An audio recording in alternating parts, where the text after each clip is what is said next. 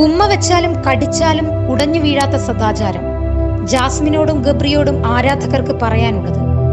ഇത്തവണ big boss തുടങ്ങുന്നതിന് മുൻപേ ഫാൻസ് പേജുകളിലും ആർമിക്കാരുമൊക്കെ സജീവമായെന്ന് പറയാം.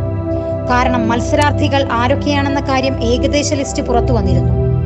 നിലവിൽ ശക്തരായ മത്സരാർത്ഥികളൊക്കെ ഷോയിൽ നിന്നും പുറത്തായി. ഇനി ജാസ്മിനാണ് ഏക വിജയസാധ്യതയുള്ള മത്സരാർത്ഥി. എന്നാൽ സഹമത്സരാർത്ഥിയായ ഗബ്രിയുമായിട്ടുള്ള ജാസ്മിന്റെ സൗഹൃദം വിജയത്തിലേക്കുള്ള വഴിയടച്ചു കളയുമെന്നാണ് പലരും പറയുന്നത്. ഇരുവരും സുഹൃത്തുക്കൾ എന്നതിലുപരി കമിതാക്കളെ പോലെ പെരുമാറുന്നതിനെയാണ് പലരും ചോദ്യം ചെയ്യുന്നത്. ഒരുമിച്ച് കിടക്കണമെന്നടക്കം താരങ്ങൾ വാശി പിടിക്കാൻ തുടങ്ങിയതോടെ സഹമത്സരാർത്ഥികളും ഇവരുടെ ബന്ധത്തിൽ അസ്വസ്ഥരായി. വസ്ത്രം മാറാനുള്ള മുറിയിൽ കയറിയിരുന്ന് ഗബ്രിയുമായി മൈക്കില്ലാതെ സംസാരിച്ചു എന്നടക്കമുള്ള കുറ്റങ്ങളും ഇരുവർക്കുമെതിരെ ഉണ്ടായി. ഇത് കണ്ടെത്തിയ ബിഗ് ബോസ് രണ്ടാൾക്കും മുന്നറിയിപ്പ് കൊടുക്കുകയും ചെയ്തു. ഇപ്പോൾ സോഷ്യൽ മീഡിയയിൽ നിറയെ ജാസ്മിനും ഗബ്രിക്കുമെതിരെയുള്ള പോസ്റ്റുകളാണ്. എന്നാൽ സദാചാരക്കാർക്കുള്ള മറുപടിയുമായി എത്തിയിരിക്കുകയാണ് ഇരുവരുടെയും ആരാധകർ. സ്ത്രീയും പുരുഷനും എന്ന വേർതിരിവുകളില്ലാതെ രണ്ട് മനുഷ്യർ മാത്രമായി അവരെ കാണാനാണ് എനിക്കിഷ്ടം. അതുതന്നെയല്ലേ പുരോഗമനത്തിന്റെ ആശയം.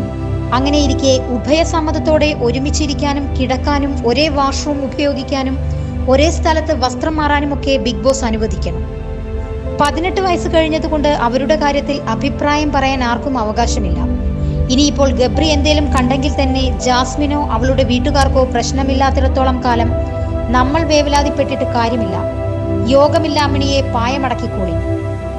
ഒരുമിച്ചുണ്ടാലും ഉറങ്ങിയാലും കൈ പിടിച്ചാലും കെട്ടിപ്പിടിച്ചാലും ഉമ്മ വെച്ചാലും കടിച്ചാലും നക്കിയാലും ഉടഞ്ഞു വീഴാത്ത സദാചാരം. ഇപ്പോൾ വിവസ്ത്രയായി കണ്ടാലും ഉടഞ്ഞു വീഴില്ല, അത്ര തന്നെ. എന്തൊക്കെ പറഞ്ഞാലും മനുഷ്യൻ നഗ്നനായി ജനിച്ചു, അങ്ങനെ തന്നെ മരിക്കുന്നു. നമ്മുടെ തൊലിക്ക് പുറമെ നമ്മൾ ധരിക്കുന്ന വസ്ത്രവും മേക്കപ്പുമെല്ലാം ഫേക്കാണ്. റിയൽ ആയിട്ടുള്ളത് നമ്മുടെ മനസ്സും ശരീരവും ബുദ്ധിയും ചിന്തകളും ഒക്കെ തന്നെയാണ്. നഗ്നനായി ജനിച്ചു, അങ്ങനെ തന്നെ മരിക്കുന്നു.